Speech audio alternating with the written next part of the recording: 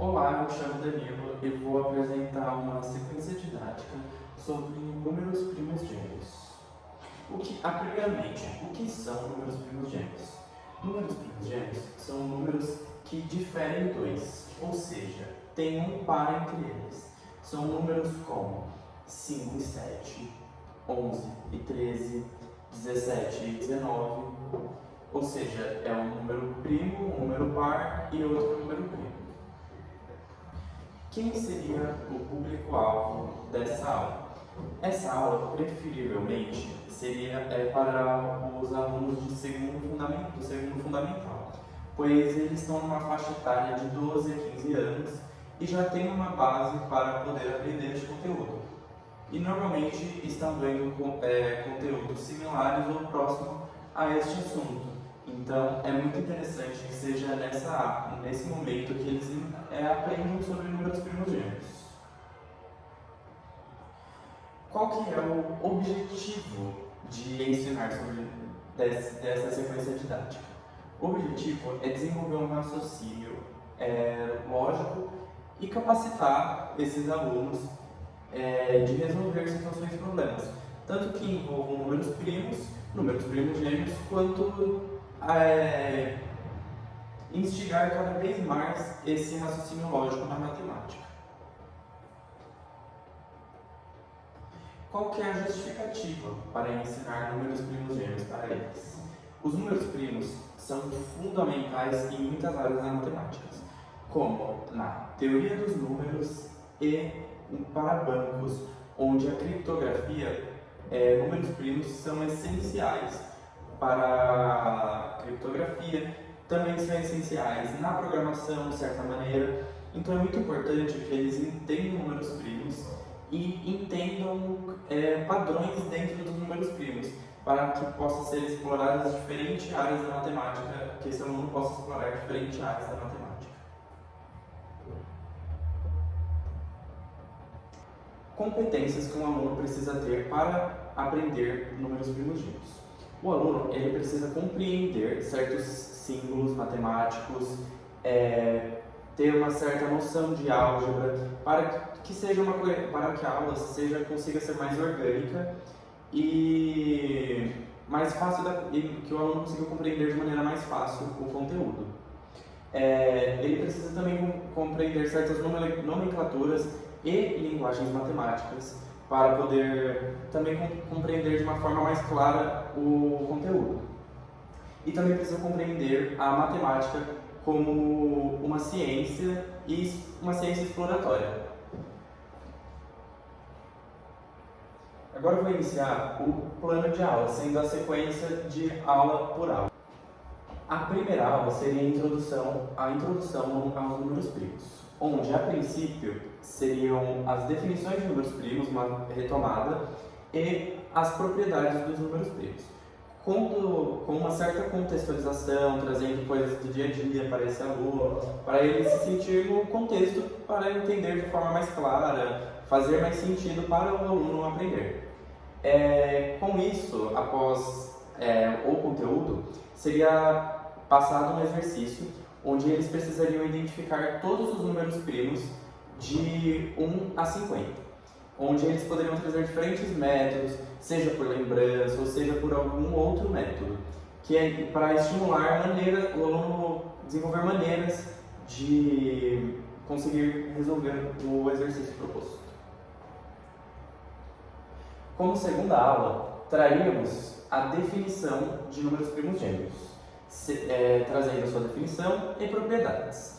E, novamente, com uma contextualização, explicando, trazendo também uma certa história, para que o aluno aprenda não só o conteúdo, mas também tenha um repertório maior. E como atividade, seria com aqueles mesmos números os números primos que eles encontraram na última aula, eles encontrariam quais que obedecem à definição de números primos gêmeos. E aí, com isso também, como que eles veriam, se eles iriam vendo caso por caso, se eles achariam algum padrão, coisas desse sentido, para também estimular o aluno a ter essa análise mais crítica de padrões.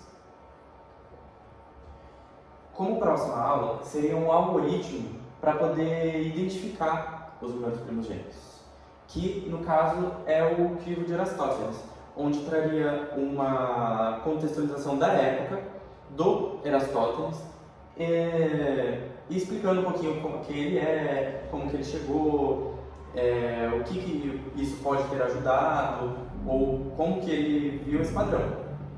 E aí, e como atividade, faríamos o crivo de Aristóteles, que seria entregue um papel com um enumerado de 1 a 50, onde eles riscariam todos os múltiplos de 2 exceto 2, todos os múltiplos de 3 exceto 3, e assim por diante. Com isso, eles identificariam todos os números primos, e com isso eles conseguem identificar os números primos gêmeos. Como quarta aula, seria aplicações em situações problemas, onde seriam tragos para os alunos exercícios para que eles pudessem aplicar o que já foi aprendido. A definição, os algoritmos, com situações que eles também não envolvam necessariamente somente números primos, mas que seja necessária a utilização, para que eles desenvolvam um senso crítico do que é necessário ser usado e também um raciocínio lógico, de que muitas vezes do que é necessário usar e de como usá-lo de maneira mais eficiente. Como quinta aula, seria a exploração de padrões e sequências. Com essas últimas aulas, eles foram expostos a diversos meios de tentar estabelecer padrões ou de ver sequências. E com isso, eles vão trazer para nós professores e também para os amigos, para que às vezes os amigos também, a partir do pensamento do colega, consigam identificar algum outro padrão, que essa troca entre aluno, aluno-professor, professor-aluno, é muito importante para que eles vejam outras linhas de pensamento, outros padrões que eles não identificaram e que traga esse anseio por identificar padrões, que é muito importante na matemática.